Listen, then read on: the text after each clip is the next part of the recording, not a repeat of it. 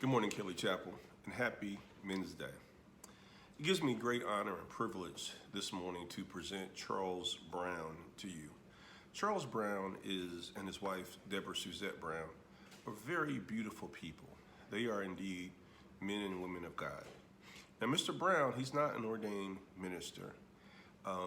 He may not be able to exegete the text the way we like to do. He may not know how to do the historical criticism and do the various other exegetical methodologies that were taught in seminary. But Charles Brown is a man of God. He is church. And sometimes being church is where it's at. My wife and I, we met the Browns because, as you may or may not know, we adopted our boys. Through that process, because his wife works for one of the Georgia resource centers as far as helping adoptive families. So that's how we met them. And we continue with them even to this day. They have a nonprofit called Each One Teach One, where they actually work with adoptive families, particularly kindred adoptive families. And I'm on the board of directors of that organization. So we work with them even now. They are, in fact, beautiful people. But I want to stress, when we adopted our boys, at that time, Fulton County DFACS, just Fulton County, not the city of Atlanta, had over 12,000 children in foster care. 12,000. And the Browns have adopted and raised 9. They've adopted 9 children. They had 2 children of their own, 2 biological children, and they were legal guardians of 2 additional children. So that's 13 children. And you'll hear in the video where Mr. Brown speaks of Felicia. Felicia is, I believe, their youngest child. They adopted Felicia straight from Grady Hospital. They literally got Felicia from birth. And he'll describe the story about Felicia. Her biological parents were both homeless, and they were able to get her from birth, and they raised her. That young girl went on to be one of the fastest track runners I know in the state of Georgia, I know in high school, and she was recruited by every single major college. She went to Tennessee, and she is to this day the record holder. She has the fastest 200 meters of any woman in the entire SEC conference. And that we know, beloved, that a child may have humble beginnings, but if you put time and effort and energy into that child, there is no telling where that child may go or what that child may become. Let us pray. The next voice you hear will be Mr. Charles Brown. Eternal God, we come before you now with bowed heads and humble hearts. We just want to say thank you for this day. Thank you, dear God, for this Men's Day. We ask now that you attune our hearing, attune our attention to you, dear God, as we hear the powerful words of this great man. Allow this man's life, allow this man's dedication to be a challenge to us, dear God, that we may serve the community as greatly and as powerfully as he does. Bless our pastor, continue to bless Kelley Chapel. Allow our church to be a beacon of light in this community. Bless the men of this great church and bless the beautiful women of this great church. Dear God, this is your servant's prayer, and may we all say, amen. My name is Charles Brown. I'm from Atlanta, Georgia. I was born in Atlanta, Georgia. My mother, Wilma Brown, was born in Silas City, North Carolina. Went to Shaw University. She studied social working there. Came down to Atlanta and started off as a social worker for Atlanta Public School and wound up being a principal. My father was from Gary, Indiana. He came down to Clark College on a track scholarship. He ran track, and after he graduated, he worked at Turner High School here in Atlanta, Georgia, West Fulton and Turner High School. He taught health, and he taught track also. As I was growing up, my grandparents also, my grandfather was a pastor. My brother and I used to go spend the summer up there with my grandparents, and they had like a little farm, and he would raise all kind of vegetables and things like that. And some of the other neighbors would raise other things like hogs, cattle, and all that. And I would see how they would go to each other's house and take food and receive food. And my grandfather, being a pastor, would always make sure that the people in the community got what they need. It seemed like to me nobody went hungry back then. Well, maybe hungry, but it was food to eat because everybody looked out for everybody. So as I was growing up, I used to tag along with my father when he used to take food around that he cooked and give the people. My mother would go to different places in the metro Atlanta area being a social worker. I used to always talk to her about, you're going to different parts and different neighborhoods, and does it, are you ever, whatever, nervous or anything like that? She said no. She said no. She said my mother said, once you get to know everybody, everybody know what you're doing. She said, nobody bothers you. So those are things I started learning at an early age, tagging along with both of them. As I grew older, started working for Atlanta Public Schools, which I retired in 32 years. After 32 years, they had a food program where they would go deliver food to different communities and different parents, kids who parents might not have had food to eat or lunch to eat. And I was part of that program when it first started. And we would take food in our school buses in containers all around the neighborhoods in the metro Atlanta area and drop off to people to make sure they had food. During the summertime, I even worked in the cafeteria, and we had a program during the summertime when kids were out to feed the kids. So my life has been sort of like a servant to make sure that people had the resources that they needed. My mother helped our church ministry start a program there where they prepared food, and people would come in, and you didn't have to be a member or anything, but they would come in at the basement and food would be ready for them and food would be issued out to them. So I would say that my life as growing up would be is just fantastic. I mean, when I say fantastic, I say I wouldn't trade it for anything. My youngest daughter, my wife and I, we adopted 9 kids. My youngest daughter, Felicia Brown, went to the University of Tennessee. When she ran track here in Atlanta, Georgia, she won 4 state championships and and received college offers from every major college uh, in the United States. And she went to University of Tennessee. She competed in the 200-yard dash her last year in school, SEC 200-yard dash, and she was able to get attain the world fastest record back then. It was on TV, televised on TV, SEC, the final SEC finals. So I'm real proud of her. But one reason I'm real proud of her is because she got a degree in sociology, just like my mother. And that right there meant the world to me. It meant the world to me. I like, I want to support the community that I live, or whatever community I go to, uh, because it was something that I grew up doing. It was something that, in supporting the community, I remember when I turned 15, 16 years old, I used to cut people grass in the neighborhood. I used to cut some of the people grass in the neighborhood, some of the people who retired or might not be able to cut their grass. I used to go and cut their grass and help out with things they need. Any kind of, even when I turned 16 years old and got a car, run errands for them. And if there's anything that they needed, I would make sure that they had it. I think that's been a part of my life. That's been a part of my life because of the examples that was set as I was growing up, not only by my relatives, but by their friends also.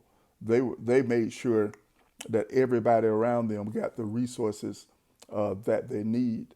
And the thing about that is that in the in the community back then, you wanted to make an effort to know the people around you. You wanted to make an effort to know your neighbors, and everybody knew everybody.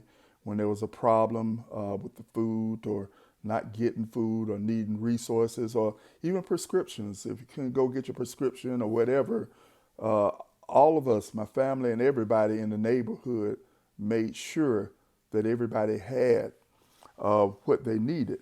And I guess that's why I do what I do now. Even at the school system, when I worked with Atlanta Public School, I made sure that when the food program came up, I was one of the first to be in the food program. And we delivered to all the neighborhoods that were in need. The food run, what we would call a food run on our buses, we would cover all of the Atlanta area to make sure. And even in elementary, I worked in the cafeteria, making sure that I helped serve the food all the way through high school, and which included serving the kids food, whatever was needed of me or my uh, uh, classmates. Some of my classmates, we made sure that we did what the community needed. Why?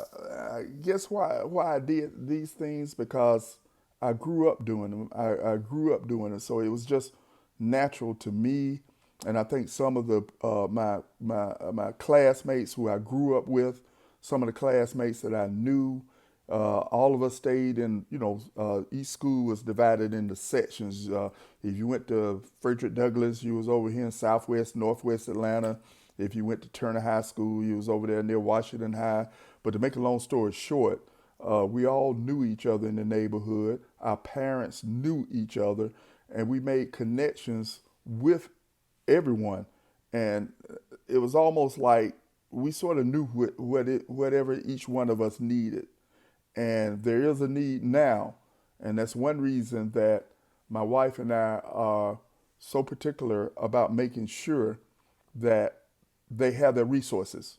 And she's a resource advisor now for Family First, and she makes sure that foster adopted parents, people who have kids who has a need, get services. And so that's what we do. And I wouldn't change it. I wouldn't change it for the world. I have 9 kids that we adopted. All of them, we put those values into them. My daughter Felicia, that runs track, professional track. She even does it up there in Kentucky, where she's training. Uh, for hopefully she'll be able to make the Olympics this year. So she's doing that. So we've all learned, and I put it in my kids, and I didn't have to put it in their head. They just like I saw what my father did. They just grew up around us, and they saw what my wife and I was doing. Even in adopting 9 kids, we made sure that they had what they want. But even for whatever reason they came into the system, when we would meet their parents, if we had a chance to meet their parents, uh, it's almost like we weren't a threat, because everybody is treated with respect, and there's a need, and that need needs to be serviced. I really feel in my heart as I go to different communities and get around, and I see kids outside playing, and I go to different neighborhoods. Our kids need role models now. Our kids need good role models. And to be a role model, you don't have to do anything special. You just be yourself. You bring out whatever was taught in you. It shows outwardly. It shows values that you were taught when you taught the kids in your community. They know that you have a realness about you if you really care about them, and they'll listen. It's one thing about it, as I was growing up, back then they said they had certain neighborhoods, you didn't want to do this, you didn't want to do that, but any neighborhood I went into, I was able to go, I didn't worry. I didn't worry. When we delivered food or anything like that, you just talk to everybody. You just talk to everybody. And when everybody knows what you're doing, no problem in the community. No problem in the community. Some of the toughest neighborhoods we deliver food to.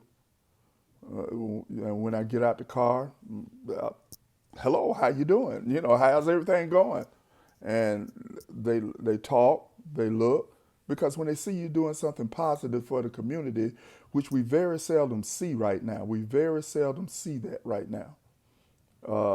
Like I say, when my father used to deliver food, and I used to tag along with him, and he cooks barbecue. And even when he got sick and couldn't fire up the grill anymore, or whatever, I didn't even know how to light a charcoal fire, but just something came in me to say that my father is getting older now, and he can't do what he used to didn't do.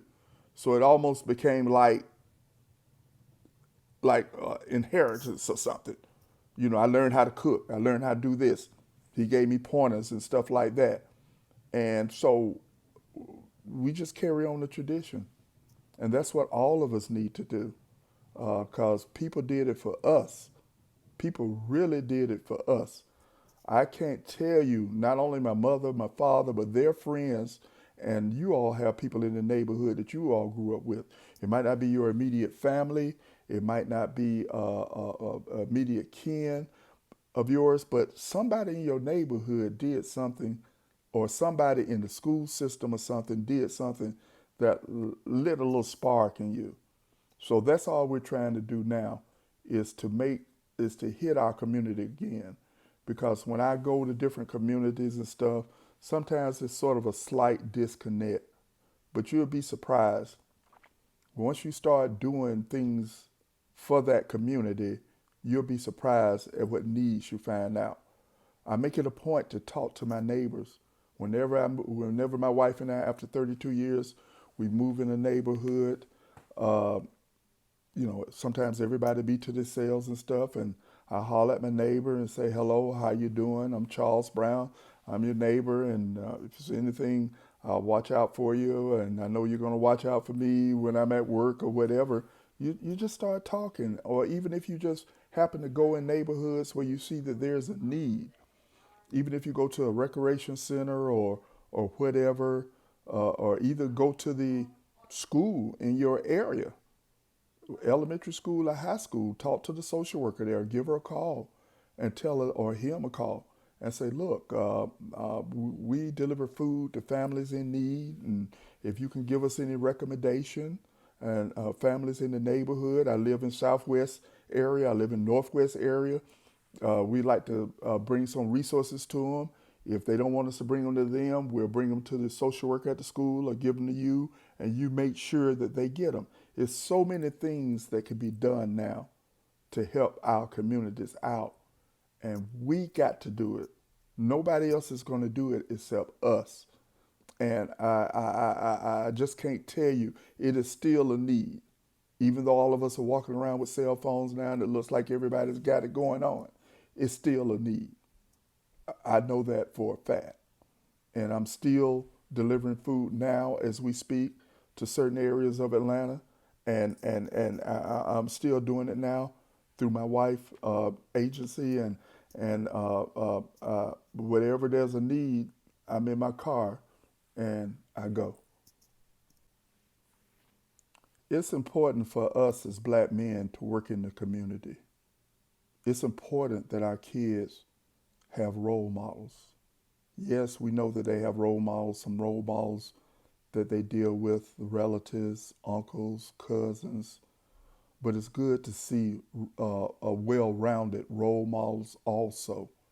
It's good to set examples, because I wouldn't be doing the things right now if my father or my mother or even their friends who they were with all the time, playing cards, bridge, and all that. That was the thing back then. But I would not be where I'm at now if I hadn't seen how they acted and what they did.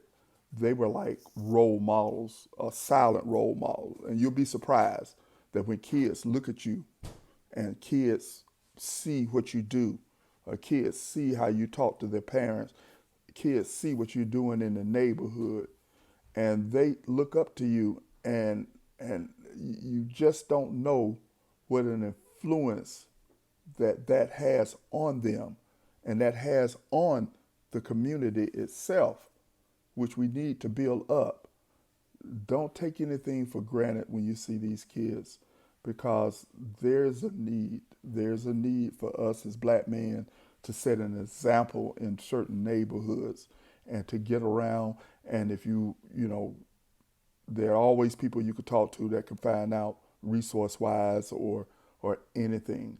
You can volunteer at school, like I say, at your church, for certain communities or the community that you live in.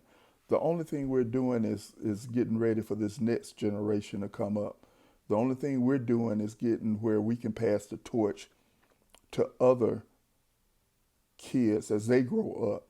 And they'll always remember what you did. They remember what you did as they was growing up. And that's why I say it makes our community stronger. It makes people look out for one another. It makes people look out for those who have less than what we have. And I think, and it set role models for our kids, for our black kids now. It really, really does.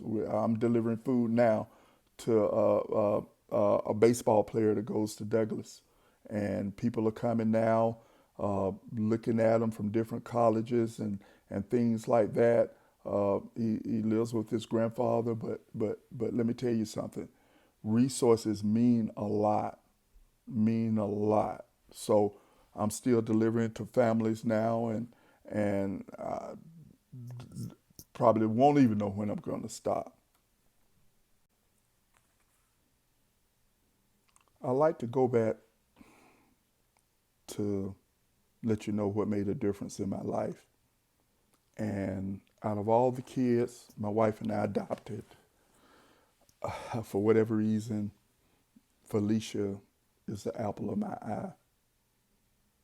Because, like I say, my wife and I were adoptive parents. And I never forget when the call came in, the social worker called my wife and say, "Miss Brown, I know that y'all adopted 8 kids. Y'all got 8 kids in foster care, but we got this one little baby at the hospital and was just born.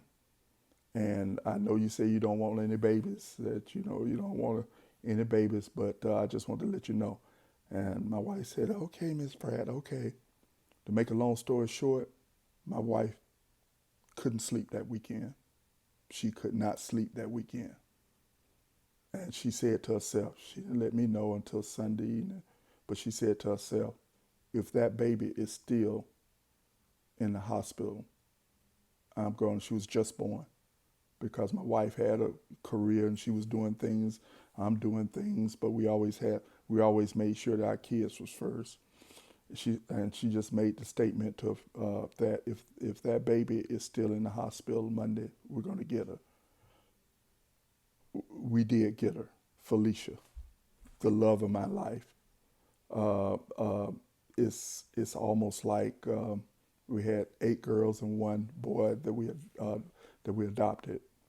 Felicia, when I never forget when we went to the DFATS place, we went to the DFATS area. Felicia's parents was there before we had a chance to even see Felicia. Her parents was there. They had just lost custody of the baby. We sat down and talked to them. We found out a little bit about them, the way they were. They were homeless.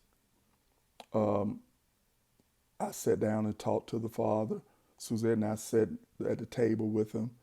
The person from DFATS had gone out the room, and we sat and chat. We sat and chat and talk. It's one thing I've learned from my parents and my grandparents, that no matter who you meet, you treat with respect and you treat like you would anybody else, any of your friends or anything. And we had a good conversation. When the social worker came back in, the father, both of them was homeless, but they were in love with each other, is what the social worker told us. Wherever one went, the other went. And I would never forget what he said was that, told the social worker, I want the Browns to have Felicia. And that right there, I still think about that. Felicia, I guess, became a daddy's girl that I used to take to track practice every day. My father used to practice track for Turner High, West Fulton, over there at Washington High School. That's where Suzette and I took Felicia over there to Washington High School and West Fulton track field. But when I looked at her run, when I look at her in all the tournaments that she won and the trophies that she received, I just shook my head, and sometimes it does bring tears to my eyes. And it brought tears to my eyes when I found out that Felicia, when she went to the University of Tennessee, she got her 4-year degree and majored in social working, just like my mother did. So that right there, it makes a difference. It makes a difference. It makes a bit different. It helps me. How can I say it? My work has enriched my life because to me it hasn't been work. It hasn't been work when you deal with kids and people and things like that. You don't consider it as work. You consider it as something that you were sort of inside your system. And that's what we all have inside of our system, that we want things to be different and we want to make things a little bit better, especially if we've been doing sort of halfway good ourselves.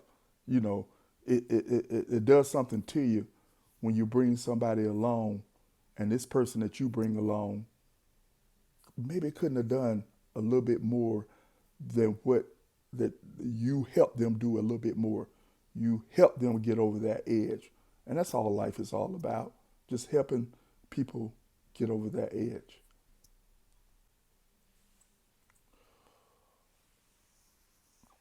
Growing up in the church, growing up in the church, from the time my brother and I was like in elementary school with my grandmama and my granddaddy being a pastor, Silas City, North Carolina. My uncle was a pastor. This was a close-knit family. He was at North Carolina A&T over the horticulture department, Reverend McCleve. My grandfather, Allen McCleve, out of Silas City, North Carolina. It was nothing left for me to do but to do what Christians are supposed to do. It came natural. It came natural because we have good examples that were set before us. We had examples that were set before us. It's like we don't know any better. We know what we're supposed to do, and we do it as second nature. And we help clothe, we help feed, we give nourishment to people, and it makes a difference. It makes a difference in their lives. And and the main thing, it uplifts people. You'll be surprised. It uplifts people to make them know that, hey, things are going to be all right because somebody is in my corner. And you never know. You never know. It's sometimes it's something you don't even have to hardly look for, but you never know. But you get a gut feeling what you're doing, and when you do help other people out in your community, it makes a difference. It makes your community better. It makes everything better. It makes the whole city better. When you do stuff for kids and adults too, their family, and they know that you really, really care about them. When my father used to take food over to people's house, I'll never forget. He'll cook and take it over to the house. He went to see one child, a kid, and that was in high school, and talked to. Could nobody get this kid right? Could nobody get the kid right in school when he was in high school? All went through all the classes and everything like that. And once you get to know not only the child that you're servicing, but if you develop a relationship with the parents, you'll be surprised. You will really be surprised how that makes a difference. Because I used to somebody told me that went to Turner High School here in Atlanta. He found out, he said, I didn't know your father was Coach Brown, Coach Joseph Judo Brown. I said, yeah, that's my daddy. He said, let me tell you something. When I went to Turner High School, I went through the first week of school, I went through everybody class raising all kind of cane. From the first class all the way up to the last class, which was health. You know, even though your dad was a physical education coach, he taught health, science. Back then, you would teach everything when it comes to the body and everything. So not only was he a physical education coach, but he taught health. But he said, to make a long story short, I raised Cain in your daddy class. And he said, son, sit down. And I wouldn't sit down. But all of a sudden, I never forget, there was a knock on the door. He said, they couldn't control me at that school. It was your father. He came in and talked to my father and said that your son he didn't say I was cutting up in class. He didn't say I was doing this, I was doing that. He sat down, I'll never forget, we were eating dinner. And he opened up the door and he knew who your daddy was. He said, how you doing, coach? Come on in and have dinner with us. And he sat down and had dinner with us and said to my daddy just these words. Not that I was cutting up, not that I was doing this, doing that, creating havoc in the school. He said, your son has a lot of potential if we can just get him to settle down a little bit. When the door was closed, my daddy looked at me and said, let me tell you something. If Coach Brown called me from that school, and tell me you done anything, I'm just joking when he said this now. He said, I'm going to kill you when you get home. He said, from that point, I didn't have a problem. So hopefully all of us can still do as black men in the Christian community, get out, look around, and find out what the need is. And we can make a difference. We can really, really make a difference. Thank you, and I really appreciate everything that you all are doing. Thank you.